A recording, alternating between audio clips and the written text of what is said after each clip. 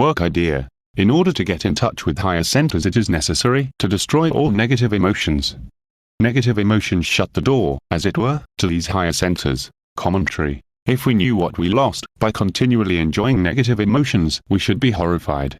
And indeed, we indulge so frequently in negative emotions, obvious or less obvious, cruder or subtler, open or concealed, that when the work teaches us that we must destroy them, it is almost comparable to saying that we must kill our emotional center as it is.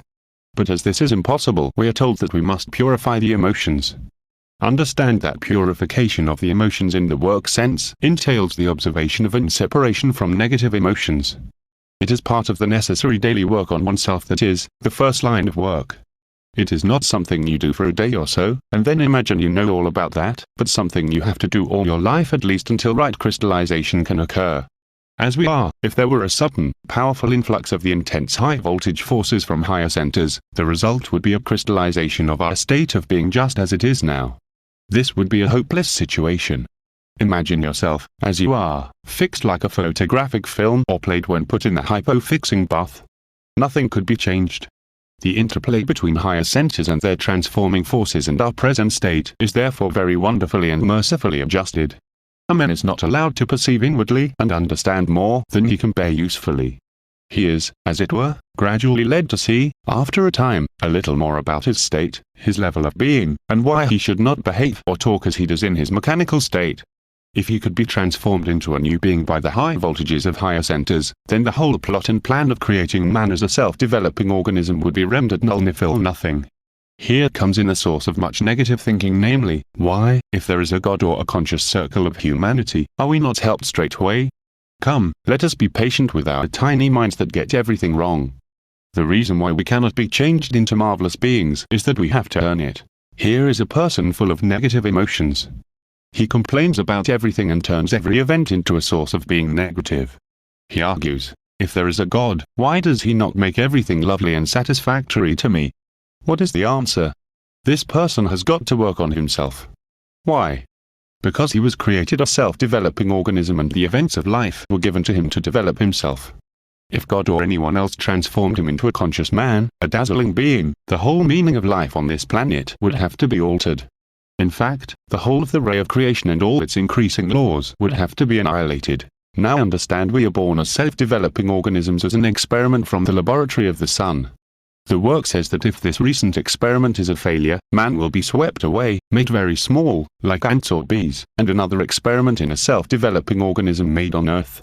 In this connection, this deep source of negative emotion, there is the usual remark, if there is a God, why does he let things happen like war, etc.? What is the work answer?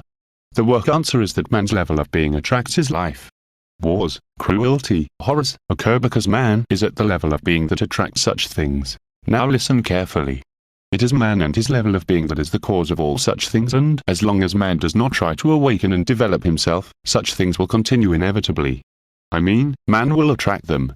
We are made as self-developing organisms, that is, we can work on ourselves, and we can change our being individually. If we all changed, wars would cease. Study your being. You will find that it is governed by negative emotions in the long run. As long as that is the case, you cannot receive help from a higher level, that is, from higher centers.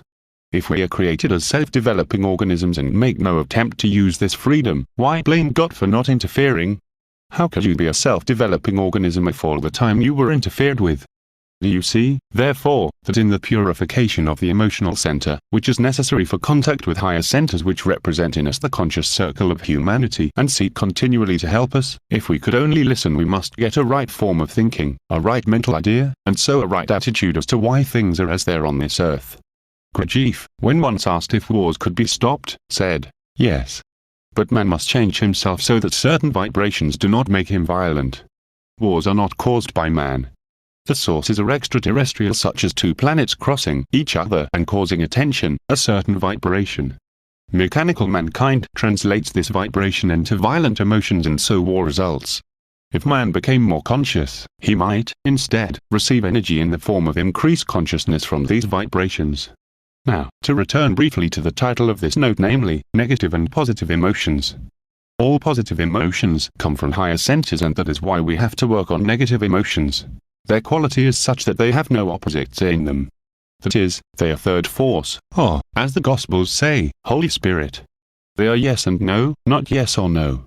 No one can create, call forth, make, a positive emotion. So Mr. Ouspensky said, positive emotions come as rewards.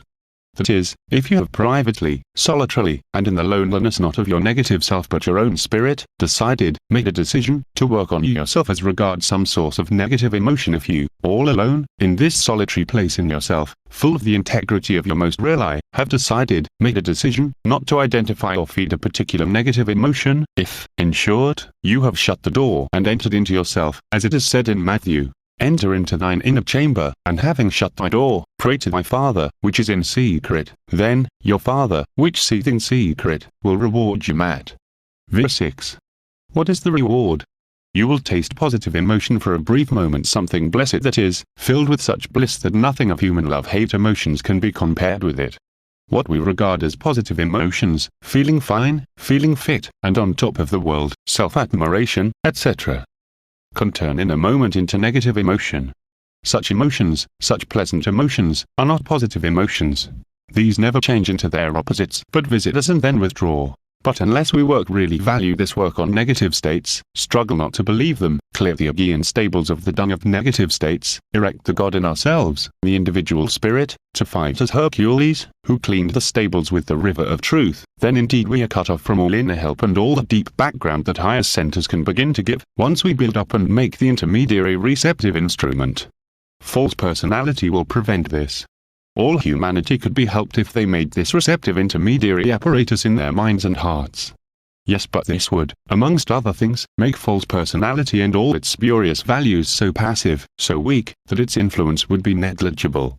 Let me remind you that when my wife and I went to Gurdjieff's Institute in France, we were told, personality here has scarcely any right to exist. Well, reflect on all this for yourselves.